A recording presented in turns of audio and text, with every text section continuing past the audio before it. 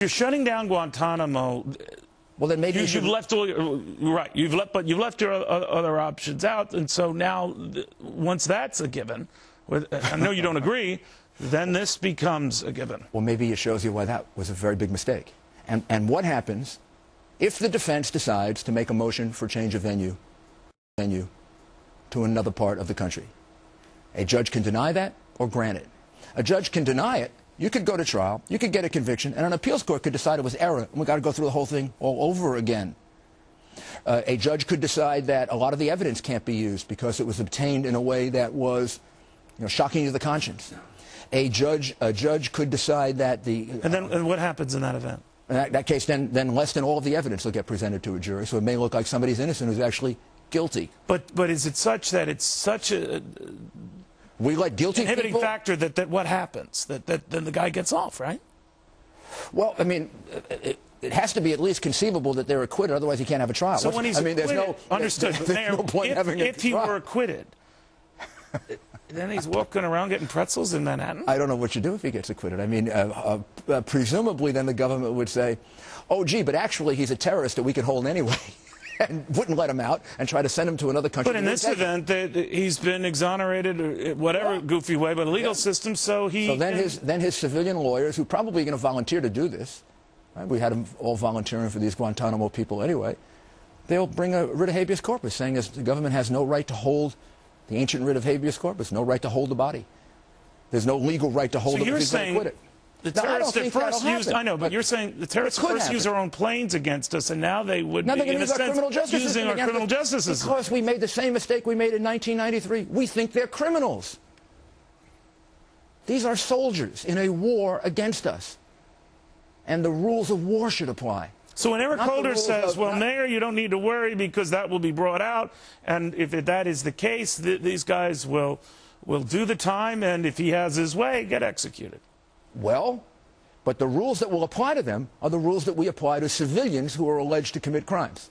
We should be applying the rules that apply to soldiers in a war against us who are alleged to have committed crimes or acts against us. They are not entitled to the protections that civilians get. Again, this would be like trying the people who attacked us in Pearl Harbor, in a Hawaii court, as opposed to dealing with them as warriors who were soldiers who had to be tried under those rules. This is a very big mistake. It is unnecessary to do it, but it's part of a much bigger picture that goes back to the fact that we're not supposed to use the word war on terror. Who do we think we're fooling by that? They're at war with us. I mean, so what do you think they're doing, and these terror bastions? How do you think they're looking at all this? I think they're looking at it by having elevated political correctness, having elevated what other people think of us, and having elevated concerns about offending people in the Islamic community. I think we offend people in the Islamic community by being so condescending as to think that decent people of the Muslim religion can't distinguish between my saying that Islamic terrorism is evil and that the Islamic religion is a good religion. And anybody that's confused about that, well, that's a problem. For them, not for me.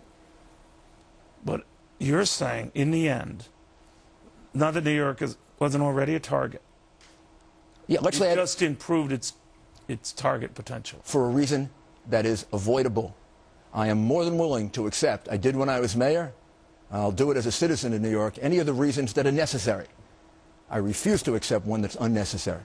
One that is a discretionary choice of political ideology, which is run amok, as opposed to common sense and a sensible application of the law.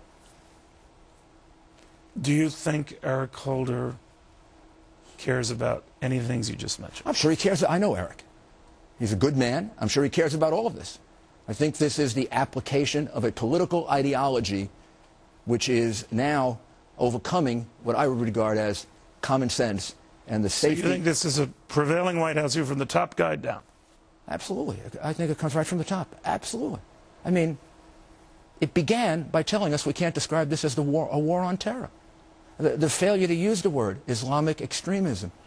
The failure immediately to point out that Hassan's attack was for the same reason as the attack on September 11th. as the attack in 1993, as the attack on the Cole, coming out of the same movement, Islamic terrorism, that should be distinguished at every point from honest, decent Muslims. I was the first one, long before Barack Obama was ever thinking about running for office. When this city was attacked in 2001, I was the first one to go on television at night and say, I don't want to see a reaction against decent Arabs and Muslims because they have no part in this.